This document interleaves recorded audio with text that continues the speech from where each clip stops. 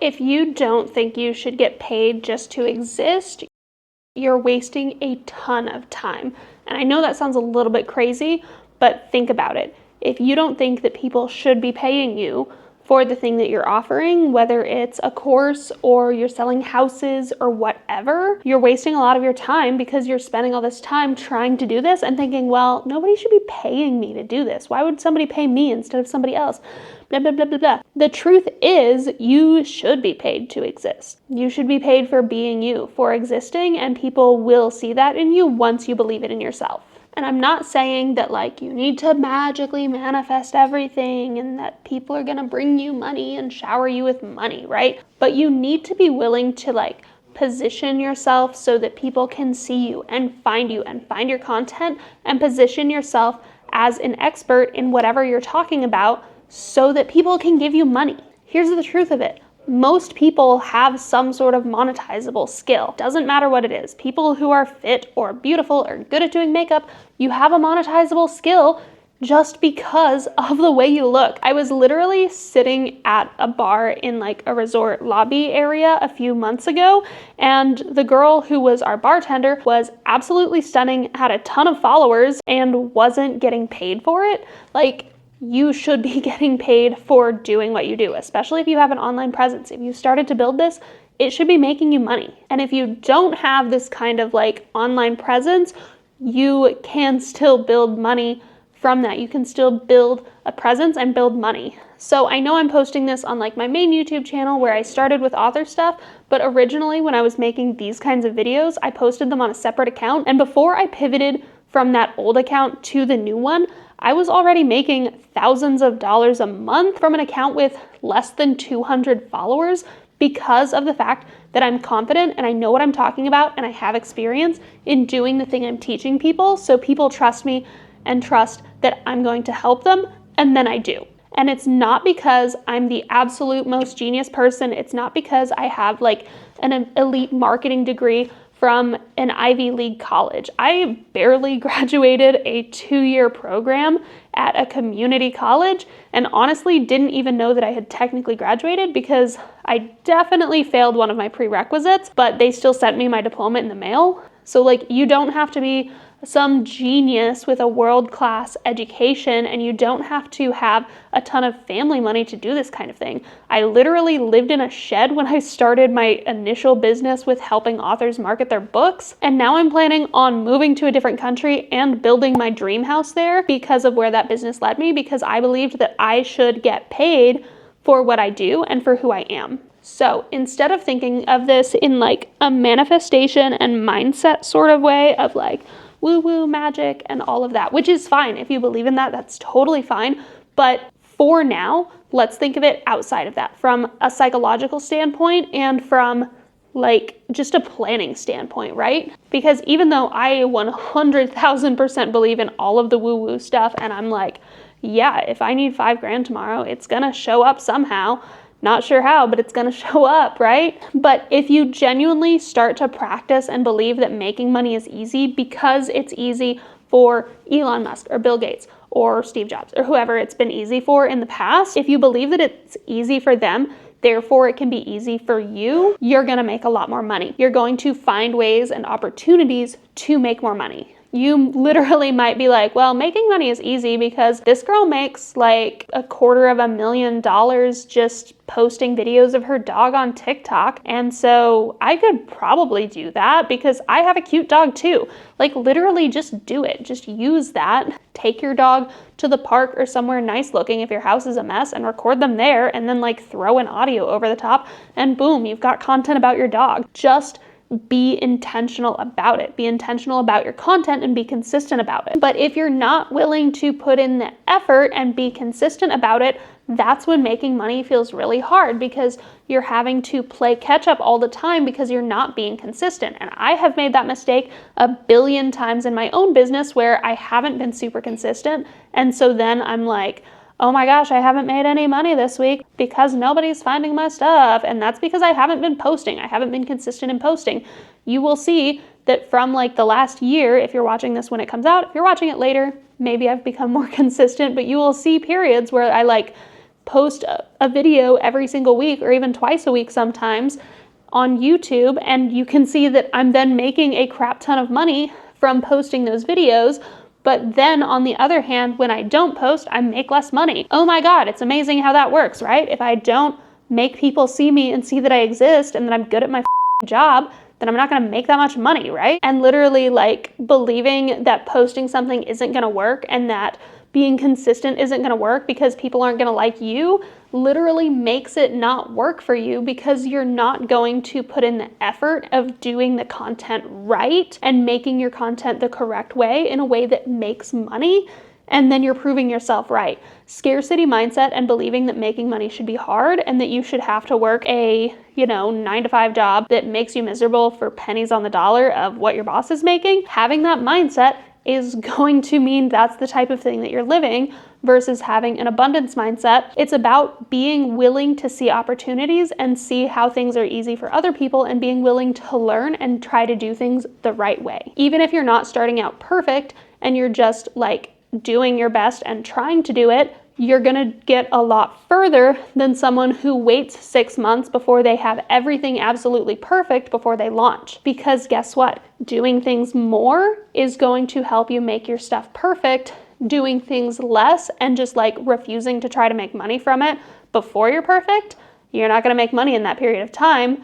And then you can't do things like buy better equipment or upgrade your studio space or like get a literal office where you're in town instead of trying to work in the room next to your screaming child who wants to watch Cocomelon or whatever. But you have things to offer. If you are watching my videos because you're an author, then presumably you have books to sell. You have books that you've written or that you're in the process of writing that you have to sell. You need to be willing to actually consistently put them out there and not just be like, well, I posted on my Facebook page this week and nobody bought my book. Yeah, that's because it's one freaking post, right? You have to post consistently. If you're a realtor, you need to be posting consistently. You need to be getting leads consistently in your market. If you are a digital course creator or a content coach, you need to be letting people know consistently. People miss emails all the time. I ran an email campaign that was almost 100% of marketing on an email for a workshop I did in September 2025.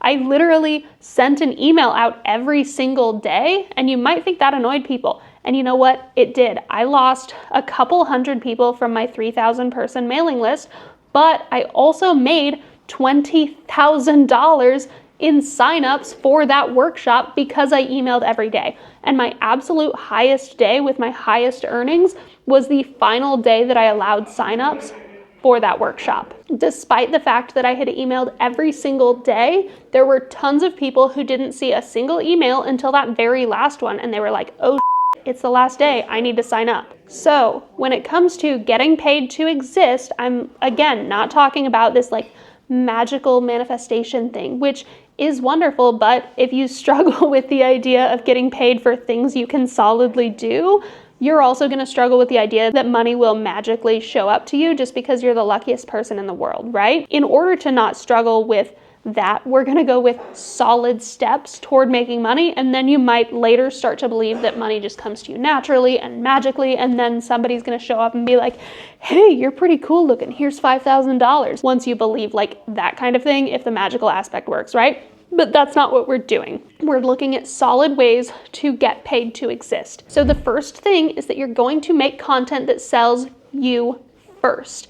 That means you're not gonna just be making a video every day of like, I'm making a video, I'm going out to feed my horses, and then the next day, oh, I'm going out for Starbucks, and then the next day, oh, I'm folding my laundry. People don't care about that. They don't have a reason to follow you. We need to sell you and sell the reason that people are following you. The best way that I've learned to do this was from personal brand launch. I learned how to do a combo of storytelling and educational content, which is basically saying you're telling a story, you're making it relatable and getting people interested in sticking around. And then educational content is the reason for them to follow you and to watch your other content. That is the value that you bring. And the great thing is that you can make this content for pretty much any industry, especially when it comes to something that is kind of hard. If you're offering a service and you make content saying, okay, here's how to replace a well pump. First, you grab your winch that weighs 5,000 pounds and has to be bracketed against this other specialized piece of equipment, and here's how we do it. And like make a storytelling and really entertaining video on how to do it. People are gonna watch and you're more likely to go viral, and people are going to be excited to learn something or to just like see how this works otherwise. But you're also gonna start to get clients in your zone, in your area, who want to hire you because they're like, yeah, I am not doing all of that. I am not doing my well pump replacement by myself, especially not like the way that Kate and her family had to do it in 2024 when they were still a little bit broke. So you should be sharing beliefs and systems and messages along with stories about yourself to get people interested in you, to start to build your personal brand. Even if you're a founder of a tech company or of some other company and you're just trying to be the face of the company, the reason that companies with a face to it sell really well is because we like learning the story of that person. With Bill Gates and Microsoft, we like talking about the guy who built this company out of his garage, right? It's not just of looking at a face and trusting it.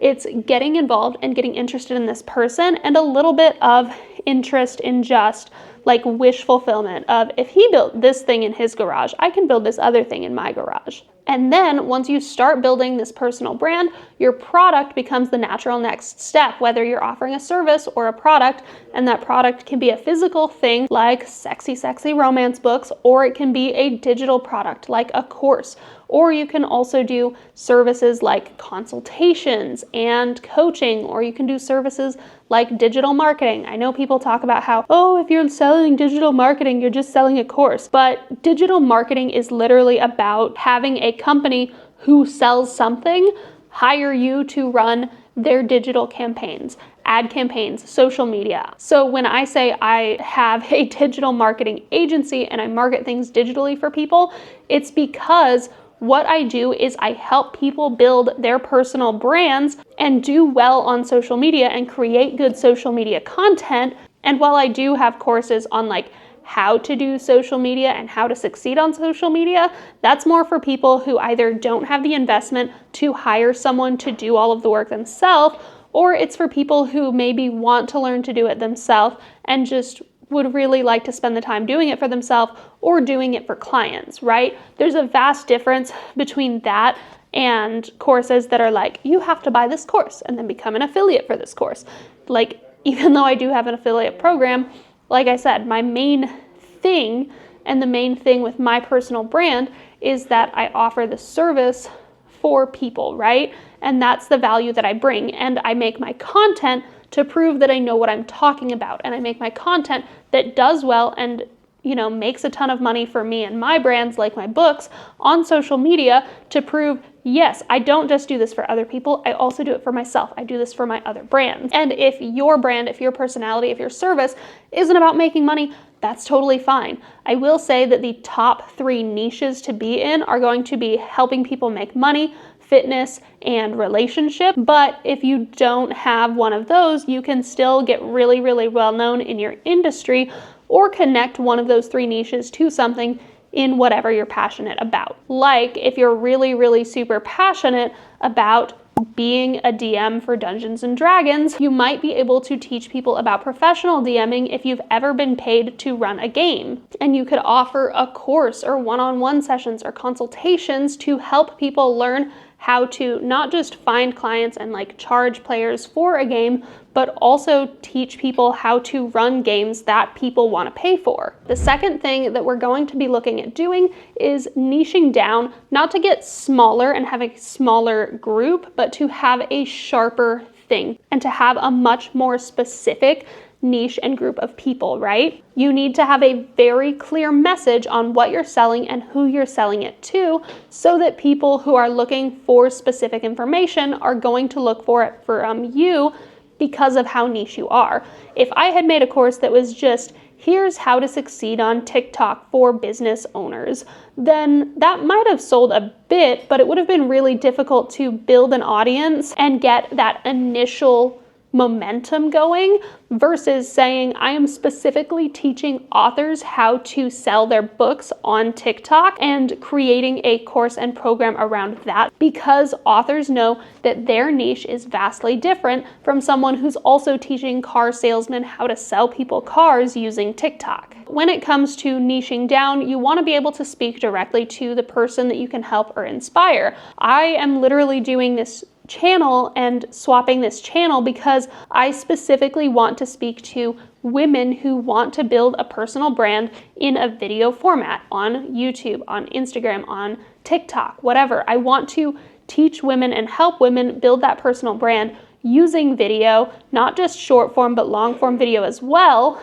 and use that personal brand to make money, which is a much broader niche than my original niche of authors who want to sell their books on TikTok, but it's still a sharper message than if I just said, I'll teach you how to use TikTok, or I'll teach you how to post videos on the internet, right? It's a much sharper niche and a much more specific audience versus someone trying to make it apply to literally everyone. A misconception that you might have could be that, well, if I niche down too much, then I'm not going to make any money, which can be true if you're like, you know what, I am looking specifically to teach people who grow dahlias how to make money at the flea market in Madison, Wisconsin, and that's the only people I'm willing to help. Like, that's a very, very, very small niche, and only so many people would be able to do that. But if you're trying to make your niche something like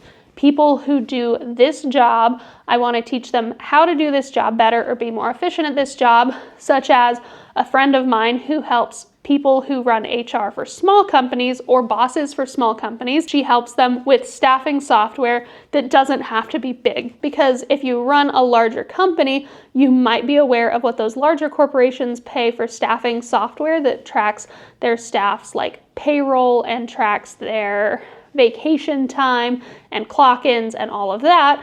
You might know that that kind of software is really, really expensive, but might have way too many bells and whistles for a company that has like 20 to 50 people in it. So it is a super hyper specific niche for her, but it's a niche she's really, really good at.